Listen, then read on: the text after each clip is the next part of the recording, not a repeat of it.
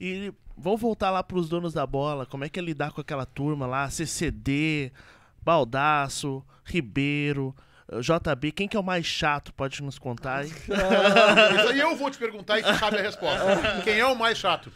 Eu acho que é um cara aí que tá com bastante audiência no canal dele, né? JB, né? Não, o JB foi legal, cara. Gostei do JB. Gostei do JB. O JB é gente boa pra caramba, na verdade. Gente boa. Eu até achei, pá, o JB eu não sei, eu acho que ele não é do nosso, mas eu acho que ele é legal, mas ele é legal pra caramba. Tu acha que ele não é de vocês? Revê os teus conceitos. A turma é muito boa, cara. E assim, eu tenho uma turma de bastidor também bem legal, né? Claro que a gente fala Ribeiro, Baldasso, César, JB, cara, mas trabalhar com o Paulo Pires, com o Tiger, o Dávila, que faz o programa com frequência, o Lucas Dia, o Diogo, que faz mais eventualmente, que tá no apito final, o Pedro Oliveira. Nós temos uma turma de bastidor lá muito bacana, a turma que bota o programa no ar, o Chiclé, o Júlio, os cinegrafistas. Tem uma turma... o programa não se faz só com aqueles 5 ali, entendeu? Tem uma turma muito bacana. Não é um programa fácil de fazer porque nós somos muito diferentes e eu acho que este é o segredo do programa. O grande segredo é que quem está ali debatendo é um público muito heterogêneo. Nós somos muito amigos, mas somos muito diferentes. A gente se ajuda muito. No particular, nós temos projetos paralelos, né? Eu tenho um projeto paralelo com o César, que é uma live mensal, feita de uma casa de carnes, tal, num restaurante. Nós temos o Debate Raiz, que une esses, né? Com o Vaguinha, que une Baldasso, César, JB, Meneghetti, Vaguinha e Ribeiro aos domingos à noite, e em versões semanais também. Esse projeto vai crescer agora nas próximas semanas. Então, a gente está muito unido fora. O programa, o Donos da Bola, ele não é colocado no ar ao meio-dia.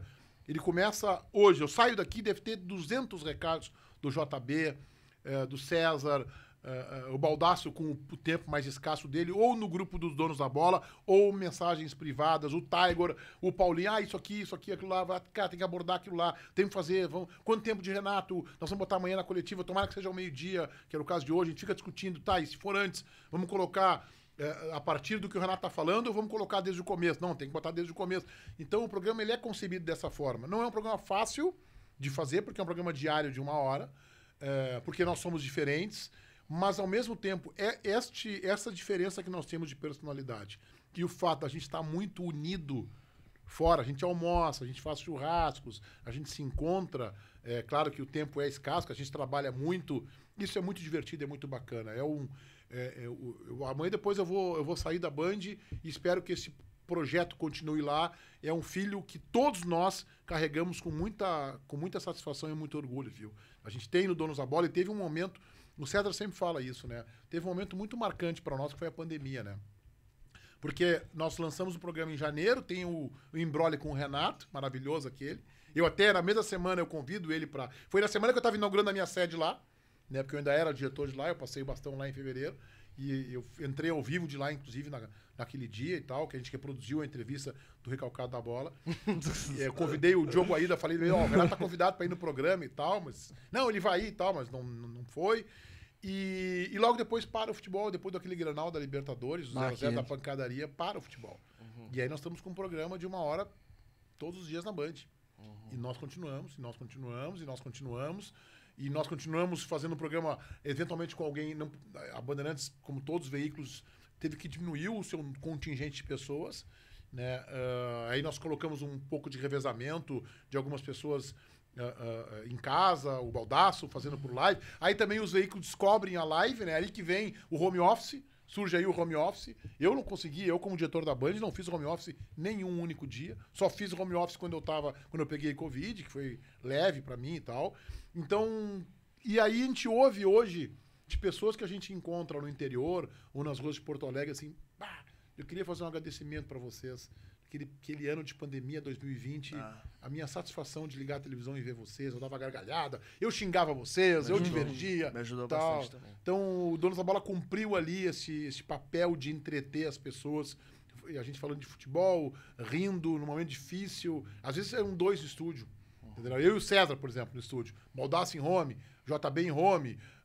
Às vezes era eu e o JB com outro, o Bagé em home, então, porque nós tínhamos que se passar, né? Não podia ficar junto, né? Se ficar junto, nem o Ministério Público deixava, vinha a Organização de Saúde, não pode. O próprio público, olha isso, estão colados, então poderia reclamar. Então a gente tinha que separar, nós andava de máscara na Band, nós fizemos o camarim, ali nós aprendemos a nos maquiar, cada um, a Bandeirantes deu um curso, eu era diretor da empresa na época, a gente deu um curso ali de automaquiagem, as pessoas se maquiarem. Então foi um período difícil do mundo, né?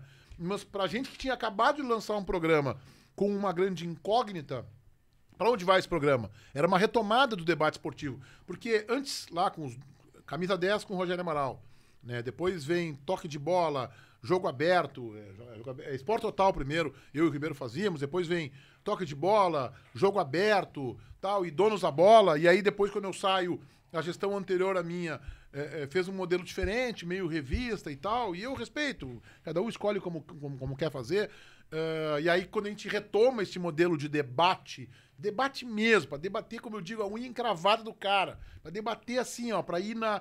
Isso é uma coisa que o Donos da Bola faz, e também, por isso a gente gera muita encrenca. A gente vai no miúdo, entendeu? A gente vai ali na... Entendeu? Eu pego o projeto, presidente Guerra, olha o projeto assim, presidente, você prometeu aqui isso e não cumpriu.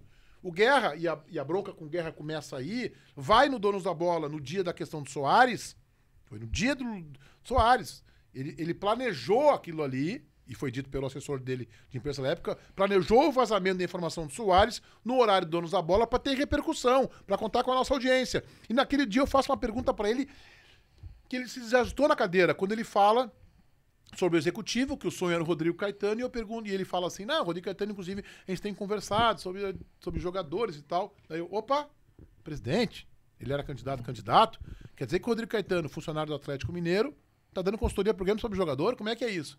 Aí ele tenta sair, mas não consegue mais. Isso gerou um problemão pro Rodrigo Caetano lá. E talvez isso tenha inviabilizado o Rodrigo Caetano. Não é o meu papel defender Inter ou Grêmio, ou facilitar para Inter pro Grêmio. Eu aprendi uma coisa com um jornalista, Guilherme Cano, ele foi assassinado pelo grupo do Pablo Escobar. Ele dizia o seguinte, o jornalista não tem que perguntar o que o entrevistado quer falar. Ele tem que perguntar justamente sobre o que o entrevistado não quer falar. E o presidente deu aquela escorregada e eu, como jornalista, não vou deixar passar. Peraí. Presidente, o senhor acabou de dizer aqui que o Rodrigo Caetano, executivo do Atlético, trabalha pro Grêmio. Não é trabalho, mas a gente conversa sobre o jogador. Não, então trabalha. Não pode, é antiético. Isso era um problema pro Rodrigo Caetano, teve que se explicar lá. E talvez tenha dificuldade de saída dele. Então, assim, e aí começa a nascer o atrito com Guerra. O Donos da Bola é um programa que faz jornalismo esportivo na essência. Mas não é para o Grêmio. Tô te falando, você sabe, acompanharam, o Papaléu ficou quase um ano sem dar entrevista por críticas que eu fiz à gestão dele no futebol do Internacional. Foi uma catástrofe. Sim. E faz parte isso, é assim que funciona. Então nós não temos, eu não tenho amigo no futebol, tá? Eu não tenho amigo. Eu não fiz amigo, nesses 36 anos, eu tenho relações próximas com alguns ex-jogadores. Posso estar aqui 2, Goicoechea e o Paulo Nunes. Tenho relações próximas. Mas não falo com o Paulo Nunes e com o Goicoechea há anos. Mas quando eu fui uma vez a Buenos Aires, o Goicoechea era um jogo do Grêmio até, ele me ligou, tá vindo pra cá. Bom almoçar, fui lá, almocei com ele no restaurante, lá nas Arenas, perto, em frente ao Porto Madeiro, almoçamos, batemos papo e tal. Paulo Nunes, faz tempo, encontrei a última vez, foi em 2017, 18, que ele foi no Donos, ele estava em Porto Alegre, por uma homenagem do Grêmio, foi lá, puxa vida, viajei mundo com o Paulo Nunes, setorista do Grêmio, então, Filipão... se criam algumas relações mais próximas, mas não de amigo de frequentar a casa. Nunca um jogador foi na minha casa, ou nunca fui na casa de um jogador pra comer um churrasco e bater papo. Então, nós estamos ali fazer jornalismo, cara. E como eu digo, né? Meu irmão é goleiro, né? Hoje ele foi goleiro de futebol de salão a vida inteira, jogou inclusive no Grêmio, jogou no Inter, e hoje ele é treinador de goleiros de um time de Jaraguá, onde até jogou lá o Falcão, o time da antiga Malve lá. E aí ele diz assim, se a minha mãe me driblar é pênalti. O que ele quer dizer com isso? Eu vou derrubar a velha. Então, se a minha mãe for presidente do Internacional ou do Grêmio, cara, eu vou perguntar pra ela o que eu tiver que perguntar. O César brinca, Meneghete, um dia eu fosse, visto ia me levar, pegar a leve comigo? Claro que não. Nós ia brigar na primeira coletiva, eu já ia te perguntar o que eu tenho que te perguntar. Tal. Então, eu acho que isso dá ao Donos o tamanho que ele tem, o respeito que ele tem. Porque os caras não gostam da gente, os dirigentes esportivos, mas eles nos veem. Eles mandam mensagem durante o programa para criticar a nossa opinião. E os jogadores nos veem.